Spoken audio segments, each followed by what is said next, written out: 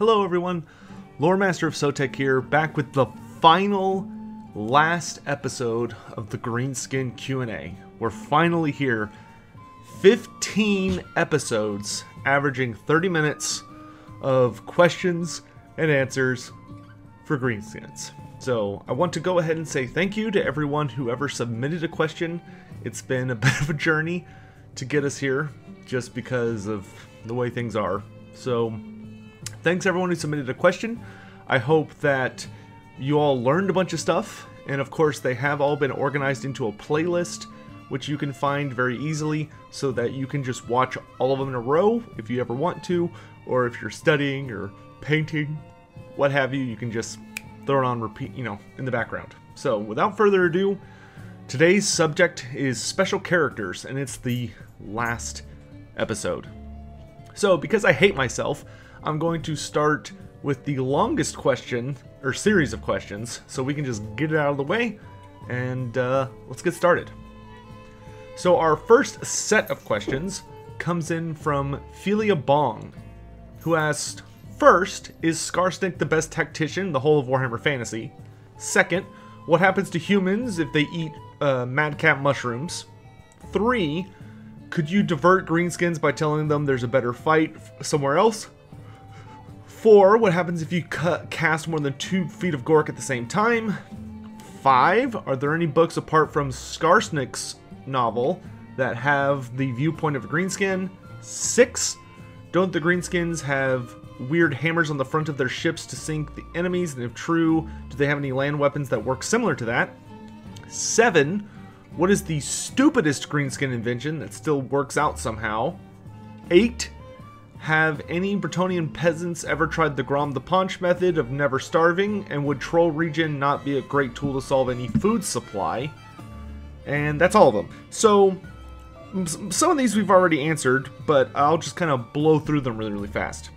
So the first one, I would not say Skarsnik is the best tactician in the world by any means. I would say that Skarsnik is probably the best at underground ambush warfare, which is kind of a niche subject, but many characters don't have a niche when it comes to being a general or tactics. But if you were to be fighting him over land especially, I would not say that Skarsnik is the best in any scenario, or in fact many scenarios. But when it comes to underground warfare or ambush warfare, he is definitely one of the best, so long as he's not in a forest. If you were to go into a forest, the beastmen and the wood elves would easily outrank him. But when it comes to the wastelands and of like the badlands and the mountains, so long as you're beneath them, I would say that he is the most superior tactician. I don't even think the Skaven can one-up him when it comes to his ability to formulate tactics and do things along those lines. Next up, for humans, you can eat greenskin mushrooms. I assume since you put SHROOOMZ in all caps, you mean madcap mushrooms, which are the really famous ones. You can eat them. A human could. It would not be good for you. It wouldn't kill you, but it would basically turn you into a bit of a frothing maniac for a bit. It would be like taking a really powerful drug, kind of like cocaine, that like hypes you up, but it does tend to result in violence, even compared to other drugs. So you can eat it without dying, but it would not be recommended. If you wanted to do something with madcap, there is alchemists and apothecaries that exist in the Warhammer Fantasy world who know how to use madcap mushrooms to actually make genuinely powerful potions that can be used to essentially send warriors into like berserker frenzies and stuff like that. And that has happened. There are people who have a genuine interest in having a supply of madcaps, but they're an illegal substance in the Empire, so. Number 3, we talked about this a lot 2 days ago when we did Greenskin Relations, but generally, no, you can't. You wouldn't really be able to successfully manipulate greenskins into telling them there's a better fight. The only exception to that is really Grimgore, and that only happened once, which was during the end times. So I would say on average, though, greenskins are not going to fall for that trick. They're going to want to beat you up, more than likely. The next one was, oh, right, books. So for, or wait, no, the 2 feet of gork one is next. So yeah, you can cast as many feet of gork as you want. It's not, because the thing about foots of gork is that they're not like the actual feet of the greenskin god. It's not like gork is stopping whatever he's doing to teleport onto the battlefield and stomp on you. It's more that the greenskins manifest their magic in the form of a giant foot that they believe to be their god's foot that just stomps all over the battlefield. But funny enough, Total War Warhammer represents the spell very weirdly, because in the lore and in the games, it's actually, like, first of all, it's not an armored orc, and you don't even see an entire orc. You literally just see a foot. And it's a naked foot, always, because Gork and Mork are, like, they dress like savage orcs in most interpretations. And they, but the foot also can stomp. If you overcast the spell, like you can in tabletop, it actually stomps multiple times in very rapid succession, and can even stomp on the greenskins. But it doesn't manifest like the entire god, nothing like that. It's literally just a foot. So you could cast a whole bunch of them at once, and it wouldn't be, I mean, it would be a big deal because your enemy would probably get annihilated, but it wouldn't be like breaking the rules of that spell or anything. You would just need a lot of wizards to do it. Next up is about the books. So the best book I know of besides Skarsnik, that is, if you get the, so they've, in the last like 3 or 4 months, they put all of the Carrick 8-Peat books together, so all of the Headtaker novels, Thorgrim, Skarsnik, and there's a short story in there called The King of Blackcrag, which is a book that's purely from the, short story, I should say, that's purely from the perspective of Gorfang Rotgut, who is my favorite Greenskin character. So that's a short story you can read. As far as other books that have a Greenskin perspective, there's a number of them. A lot of dwarf books will have a Greenskin perspective. A couple of the Empire books do. But the really famous ones that I've read recently enough that I remember that there are notable Greenskin perspectives are, apologies if you can hear that plane, are Thorgrim, which has many chapters from the Greenskin perspectives, almost always from Gorfang's perspective. King of Blackcrag, which is purely Gorfang's perspective, and then Skarsnik, which is of course about Skarsnik. And most of it's from his perspective, although it's being told from a third party. So hopefully that helps. I know there are others. I think there's a couple of Gotrek and Felix stories that have a Greenskin perspective. But not very many. I think maybe... Ooh, yikes. It's difficult to remember them all, but they do exist more often than... They're surprisingly common. Greenskins, like Skaven, even when they're the villains, tend to get perspective chapters, just because they're very entertaining. Let's see... the next one was the hammers. So... Yes, the greenskins do have ships that have these big mauls on the front, so they try and bring their ships up to hit you in the front, like they ram you, and then they drop these big old hammers that will smash ships into splinters. That's a very common design for orc ships. There's actually a video game called Man of War Corsair that's on Steam that you can play, that has a bunch of the fleets of different races, and their ships are very wild. I mean, the greenskins even have a ship that has like a giant claw that they shoot, and it like shoots out over the ocean and grabs onto your ship and pulls you in, which is very not fun if you're fighting against them. So, but that being said, all sorts of bizarre things that they put on their boats. As for, is there a land version? No. Generally, the greenskins are able to get away with more bizarre designs on boats because they don't have to worry about getting it from point A to point B. You know, they don't have to worry about constructing it so that it's sturdy enough to survive going over terrain or things like that. They literally just put it on a big floating piece of wood and just hope that they go in the right direction. But That being said, it would not surprise me if over the years the Greenskins have invented siege towers that had big old hammers on them. That would not surprise me in the slightest. But they're certainly not super popular. The next one is, what's the stupidest Greenskin invention that somehow works? Probably the dumbest one is the Orcapult. Yeah, easily the Orcapult.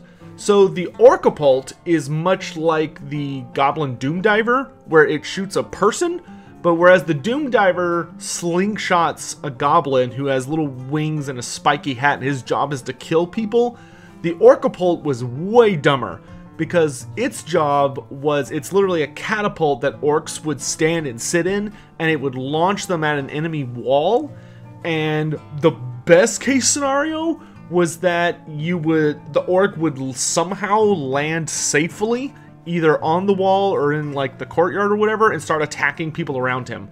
But I would say 99.999% of the time, they either just ran into the wall, or they just like hit the ground and splatted, or they landed in among enemy units who just cut them down immediately. And here's a fun clip.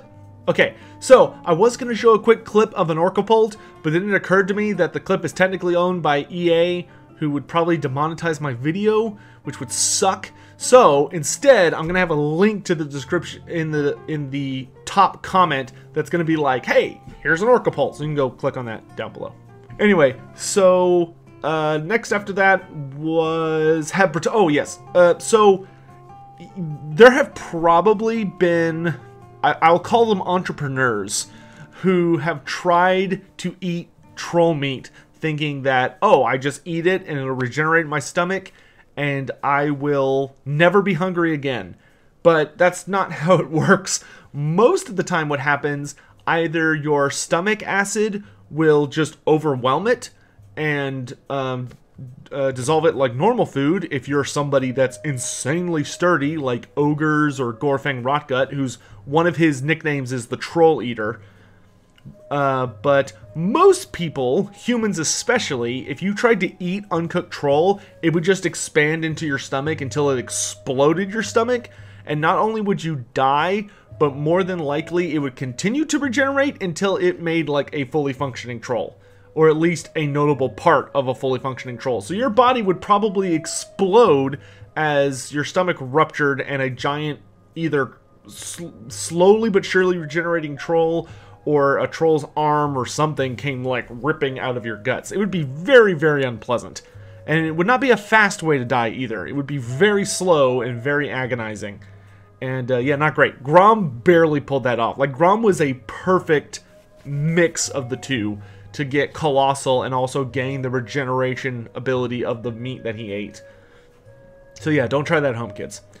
And yeah, that's all. So thanks for your question.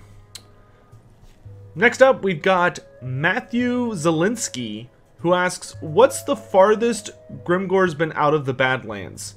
And was there ever an interaction between Wurzed and Grimgor? If not, what do you think it would be like? Grimgor has, funny enough, Grimgor's actually never went to the Badlands, at least barely. We don't have any record of him going to the Badlands. Ironhide's journey started in the Darklands, and he went west until, at some point, he went west until he arrived in North Peak Pass, which is up by Katakadrin, and he just hangs out up there. So he has never been far enough south. Like, if you're playing Total War Warhammer, he's never been far enough south to reach Mount Gumbad, for instance. He's never been that far south. He just hangs out around, like, Karakadrin, Kislev, Troll Country, Hell Pit, the Norska, that really, really far part of Norska. That's his stomping ground. He very rarely leaves that ballpark. But yeah, in his lore, at least to my knowledge, he's never been south to the Badlands. Ever. Ever. Which is why when they announced him there, I thought that was super weird. But, I mean, Azhag the Slaughterer has also never been to the Badlands. Azhag grew up in Troll Country and started heading south through the Empire, but he didn't make it past the Empire. He died in the Empire.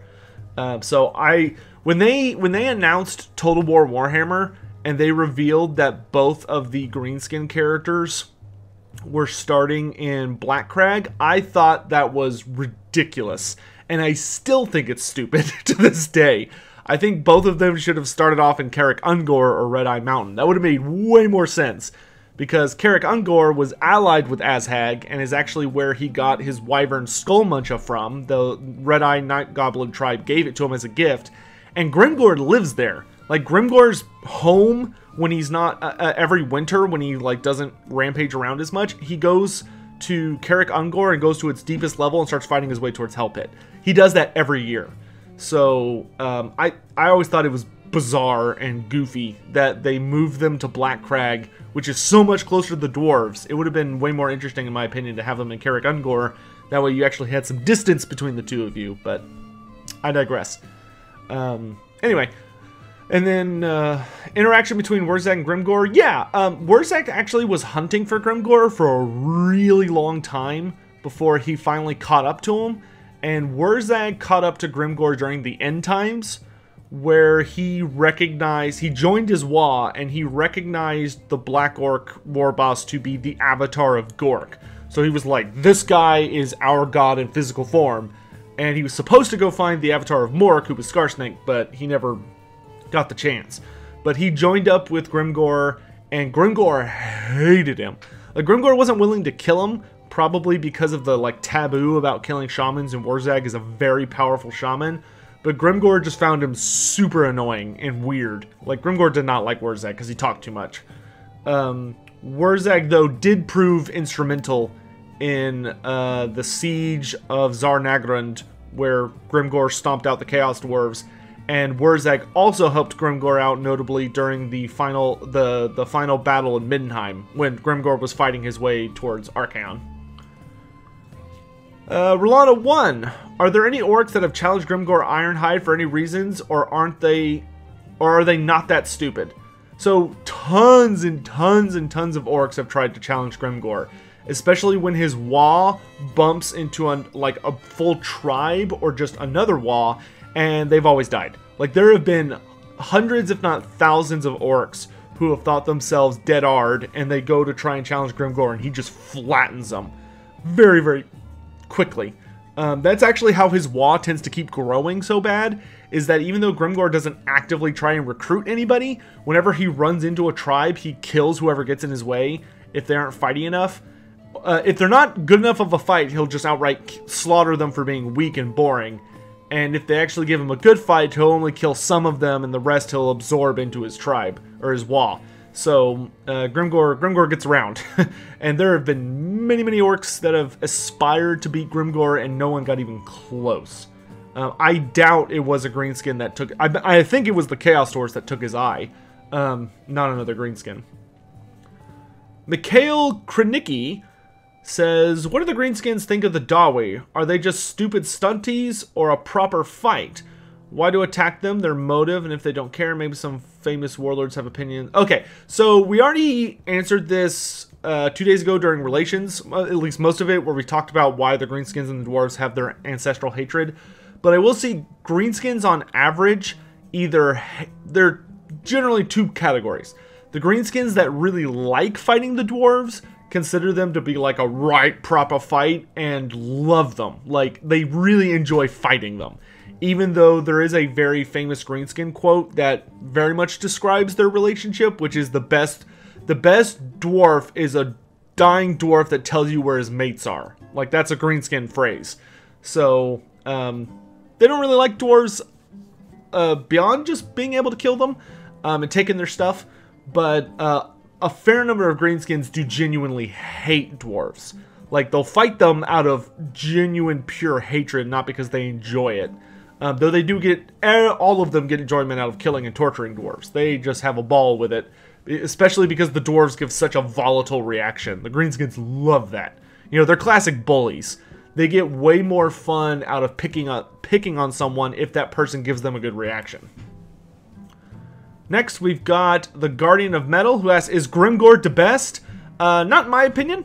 I think Gorfang Rotka is the best, but Grimgor would definitely beat him in a fight. I will say that. Grimgor is the strongest. Then we have Methtical asking the same question. Once again, subjective, so I don't think he's the best. I think Gorfang's the best. I just like guys with shields. I don't know. I like when dudes have big shields. At least for greenskins. Play Minecraft, no thank you, asks, what happened to Skarsnik during the end times? Long story short, he... actually, let's ask all the questions before. What happened to Skarsnik during the end times? 2, did Grimgor ever fight Archaon, or did he just die immediately? 3, did Gorfang and Grimgor ever duel? 4, what happened to Gorfang during the end times, or did he die before? Okay, so first, we've talked about it a fair bit, but Skarsnik, long story short, fought in the Battle for Carrick 8 Peaks and was basically winning until the Skaven unleashed the Vermin Lords, and there were like 3 or 4 Vermin Lords, which are greater demons of the Great Horned Rat, running around in Carrick 8 Peaks. And the 3 of them, they managed to overwhelm Skarsnik and beat his army. But the real kicker was that when Skarsnik was going to retreat to start planning another fight, Gobla, his pet squig, got killed. And when Gobla died, Skarsnik basically just lost his will to go on. Like, he got really depressed, and he never recovered from it. He just did not feel life was worth living, and he didn't enjoy fighting anymore now that he had lost Gobla. So basically the Greenskins broke, and after that he kind of wasn't sure what to do with himself, and one of the Vermin Lords approached him and offered him a warp bomb, you know, a doom sphere, you know, something that could level an entire city, and told him, hey, I'll give you this if you will just leave Carrick 8 Peaks. We will not harass you, no double cross, because we know that you're no one to mess with. If you'll just go, like, attack Zufbar or something, fine, we'll stay here. And so Skarsnik agreed, and being Skarsnik, he decided to take the bomb and activate it and put it in Carrick 8 Peaks so it would blow the city up, and then he left with his army to go fight in Zufbar, but we never see him again after that. And the bomb didn't even go off, so I don't know why they put that plot point in there, because it didn't do anything. Did Grimgor actually fight against Archaon? Yes, Grimgor and Archaon had a very, very epic duel.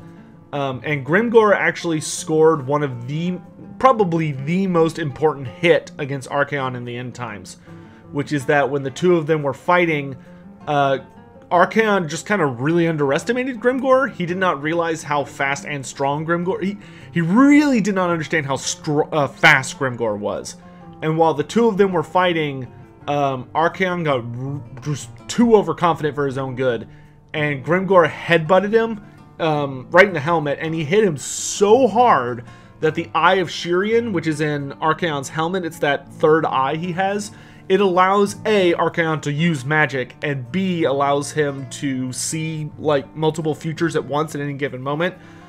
And Grimgor is so chaotic, he wasn't able to predict what Grimgor was going to do, and then he got hit in the head, and the Eye of Shirian just shattered. Like, it literally turned to dust. Grimgor hit it so hard, and it like dented Archaon's helmet in.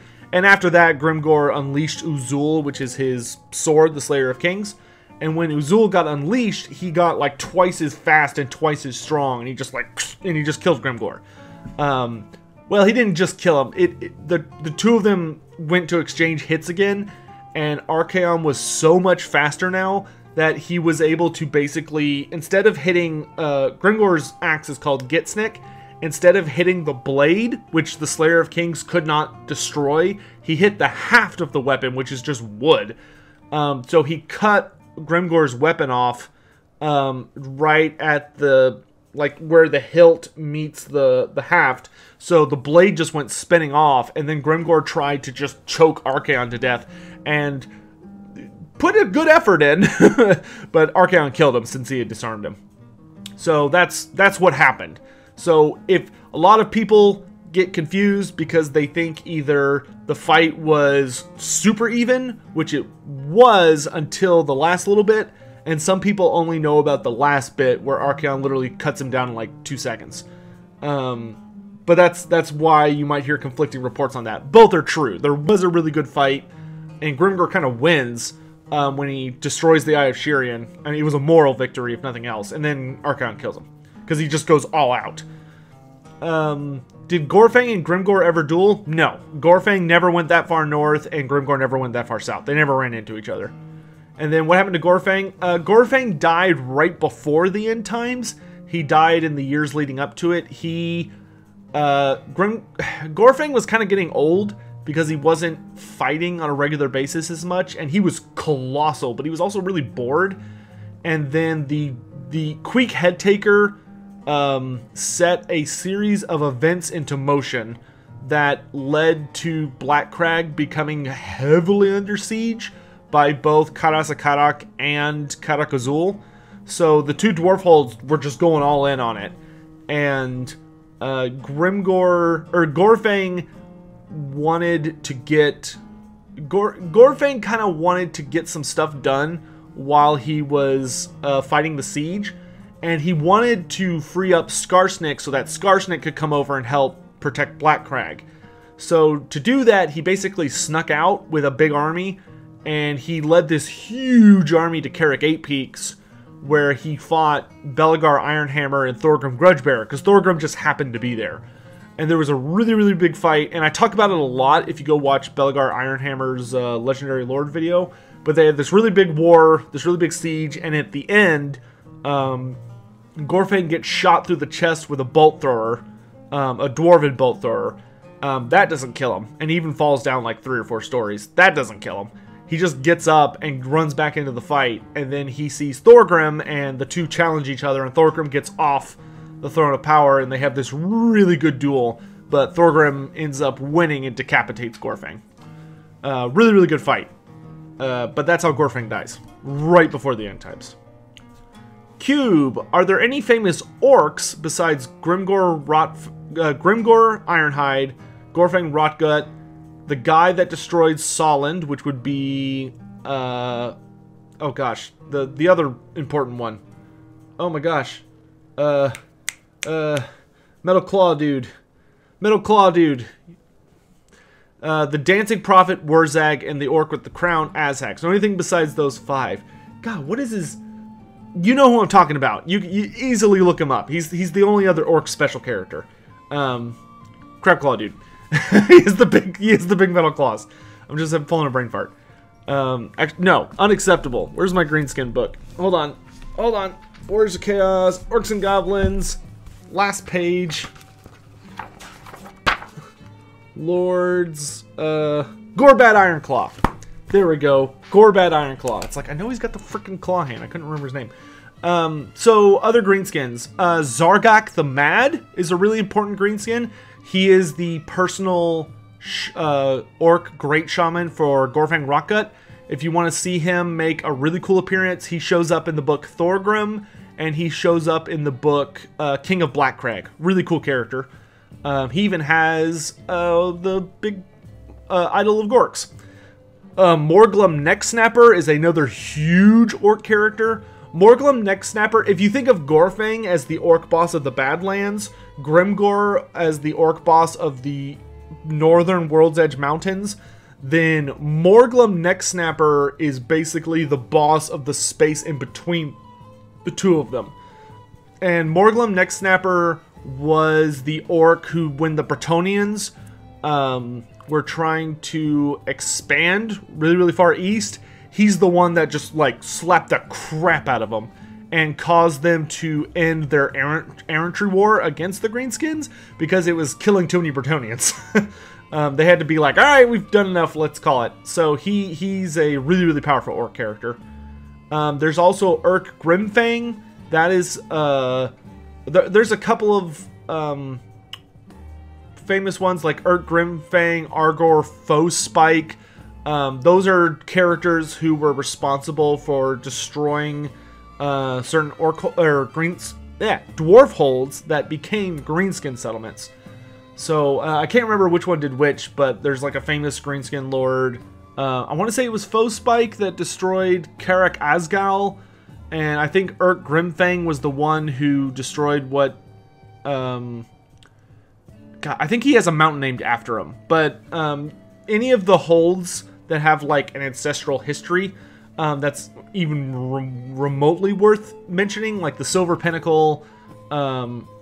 Is it the no? That's that's Neferata, the other silver one. But there's Mount Grimfang, which is named after her, Grimfang. There's Mount Silver Spear, that's what it is. That one the orcs took. Black Crag, obviously. I don't remember if the guy who took Ekrend is accredited. I don't remember if that Wa had a war boss that's like famously known. But yeah, all those guys are really important. And then Urk Iron Skull is another one, which is the war boss that Sigmar whacked. So there's tons of famous orcs. There's also another one, maybe it was Foe Spike, but there's also a really, really famous black orc who fought Greasus Goldtooth, and it was basically like the fight to determine who controlled the Mountains of Morn, the Greenskins or the Ogres. Obviously the Ogres won, because Greasus just picked him up and crushed him like he was a can with no soda left in it. Except for he was full of all sorts of goodies. So hopefully that answers that. Cat59, are there any particularly famous forest goblins that I can hope in vain for to potentially get put into Total War Warhammer? Yes, Snagla Grobspit. Snagla Grobspit is like the famous forest goblin special character, and he rides a big old giant spider, and it's nasty. And he specializes in forest-based ambush tactics. And also his personal bodyguard, or his like unit that he runs around with, are the Regiment of Renown Forest Goblin Spider Riders that you can find in Total War Warhammer. So they're a reference to him. Dr. Zero, are there any famous trolls in the lore beyond Throg the Troll King? No. Trolls are all way too stupid to be, like, notably menacing or troublesome. Like, towns might give a local troll a name, but there are... Actually, you know what? Yes, there's one famous troll I'll give a shout out to. But he doesn't have a name. He just was.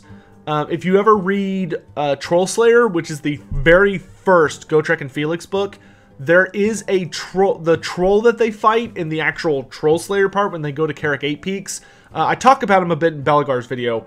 That troll is very important to the history of Carrick 8 Peaks, which is something that we'll talk about sooner rather than later, after the Queek video. It's the video after Queek, but we'll get there when we get there. But name trolls? No, they're all way too dumb. Vayne Warlord. Obviously, the most famous Greenskin characters are orcs and goblins. What about notable characters in the other subraces? Are there any famous Noblars, hobgoblins, or snotlings? If not, why? And then 2, I've heard Greenskins are one of the most numerous races and essentially exist all over the place. Still, most famous Greenskin tribes and characters seem to be located in the Badlands and the Old World overall. Are there any notable characters or factions of Greenskins outside of the Old World that come to mind? Goodness, okay, so Noblars and Snotlings are way too small and way too stupid to ever have noteworthy characters among them. Like, they are just not intelligent creatures. They're not smart enough to formulate a plan. They're not big enough to wear armor or have really cool weapons. They're just bottom of society. Hobgoblins, on the other hand, do have famous and powerful leaders. They are known as the Hobgoblacons, which is a title they steal from the original Hobgoblacon, who was like a really big scary dude. I don't remember if he's still alive or not, but like the cons are the big bads of the Hobgoblins. And the Hobgoblacon in particular, the OG one, was definitely worthy of being a special character. But they live so far to the east that we know just precious little about them. Like the mountains and the area that the Hobgoblin like empire is east of the Mountains of Morn. And the Mountains of Morn are really far over there. So they're just kind of too far away to be worth mentioning when you're dealing with the Warhammer world, which is primarily focused on the Old World and the New World. To go to the Orient, you know, the Hobgoblacon and those guys are much more of a problem for like Cathay and in all the human realms in the Far East. As far as characters factions of Greenskins outside the Old World who are famous. I mean, the two that you could technically count are Wurzag is not technically from the Old World. Wurzag originates from the Southlands, even though he is most famous for his activities in the Badlands now. But he's not from there originally. He's from the Southlands. But probably the most famous Greenskin character who is outside of the old world is Gatilla the Hunter, or Gatilla da Hunter, who actually got his moniker, Da Hunter, from Wurzag. Wurzag named him that. And Gatilla da Hunter is the most powerful goblin lord from the Wolflands, which the Wolflands are just east of the northern World's Edge Mountain. More like the, kind of like they are considered the northern World's Edge Mountains, but not like way up by Kislev, a little further south than that.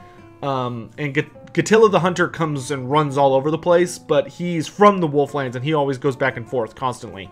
And he works mostly as a mercenary for different Greenskin tribes, but he is not to be messed with. He is a nasty piece of work, as are his bodyguard, which are also in Total War Warhammer. I can't remember if they're Damoon Howlers or the other ones, but one of the Wolf Goblin units is his bodyguard unit. I think it's Damoon Howlers that are. Yeah, I'm pretty sure. White Knight 16. Was Grimgor Ironhide convinced to go and fight Archaon, or did he just hear he was strong and went to fight him on his own accord? Kind of both. So Grimgor was just kind of stomping all over everybody in the east when he got teleported to Middenheim by Teclis, because Teclis cast like this super god tier spell that he literally used the lifeblood of an elven god to cast. Like, he had to kill Lilith, who's the elven goddess of oh god, what is she the god? Prophecy. He had to kill her just to cast it. And using it, he teleported all of the incarnates to Middenheim at the same time with whatever was closest to them at the time, so their armies. And so Grimgor was one of those with his Beast Wa, which was a combined army of Greenskins and Ogres. And when he arrived, he just started wrecking shit, because he's like, okay, whatever.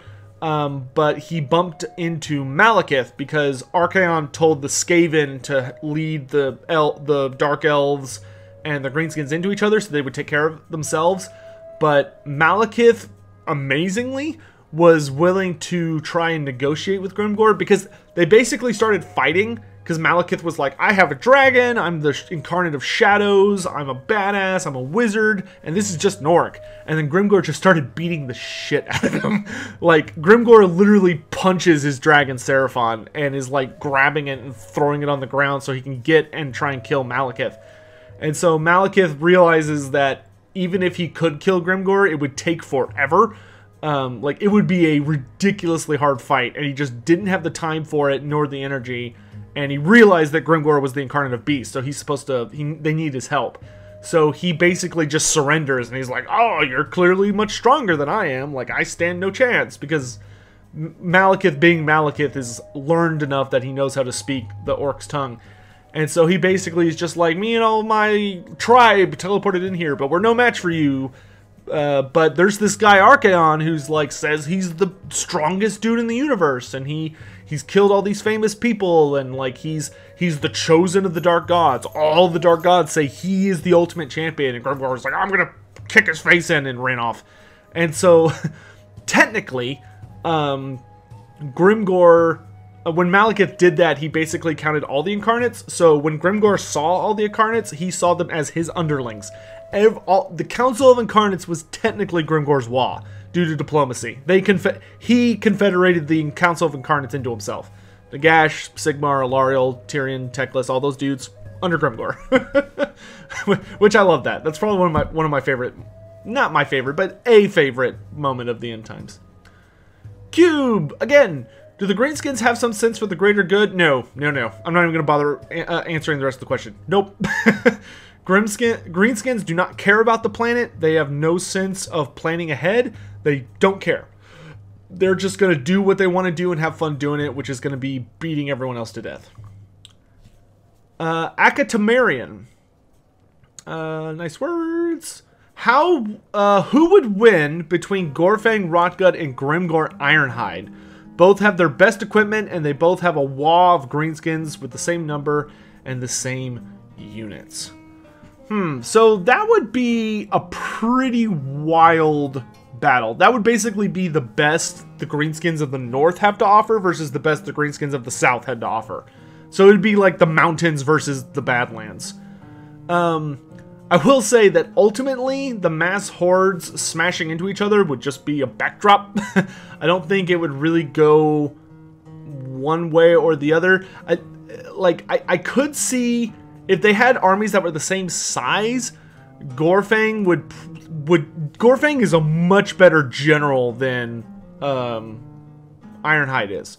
Gorfang actually knows how to use tactics and is a very sneaky son of a bitch for an orc, and he's a lot smarter. Like, Gorfang's intelligence is his most terrifying feature, whereas Grimgor is literally just like the biggest, baddest orc. That being said, if they had armies of the same size, even though Gorfang, in reality, Gorfang would actually probably have a much larger army than Grimgor did, because Gorfang actually manages an empire while Grimgor just wanders around. Eventually, they would probably fight each other, because Gorfang's too prideful to step down from fighting Grimgor. And that would be the most legendary orc duel ever. In the entire Warhammer universe. That would be, of the whole timeline, that would be like the most badass showdown between those two. Because ultimately, that would be a battle of Grimgor having superior strength and speed, but Gorfang having way more armor.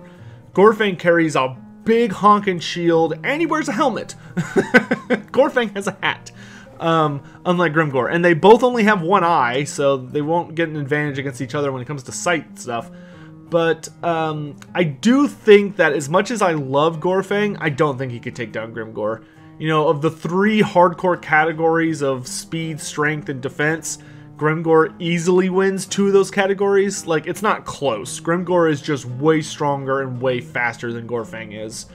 And even though Gorfang has amazingly heavy armor, probably even heavier armor than Grimgor does, Grimgor's also bigger than him.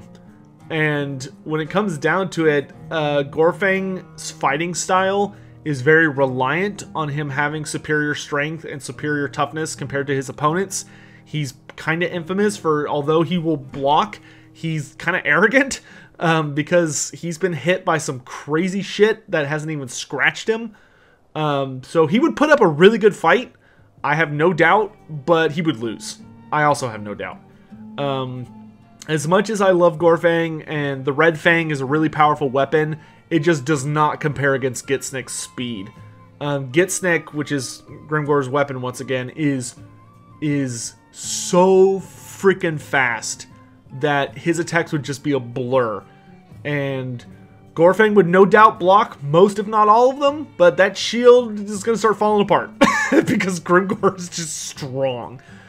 And Grimgor is so big and strong that his best option almost would be to just try and force a grapple with Gorfang, because he would be able to kill Gorfang by just choking him to death. Like, he would be able to snap his neck even through all that crazy armor. So, I love Gorfang. I like him more than Grimgor, because I think Gorfang has a much more developed story and has a lot more nuance to his character, but Grimgor would crush him. Zach be saying as Ooze is the best! Use what? Gorfang is the best! Anyway, moving on. Gawker, has Grimgor ever fought a greater demon? Yes, though there aren't any super detailed accounts about him doing it, but he definitely has done it. All we know for certain is that he's battled a few of them across his very, very long life, and he's never lost, or even come close to losing. And we know he has killed, a Bloodthirster, we know he's killed, I want to say a Keeper of Secrets as well. He's probably killed all four of them at some point. Especially where he lives, he's very, very close to the Chaos Wastes. But yeah, he's definitely tangled with greater demons and come out on top. And then the last question, the very last question for the entire Q&A is from Play Minecraft. Once again, no thank you. Who asks, what is Skarsnik's weapon made of? So, Skarsnik's weapon is a corrupted dwarf rune staff.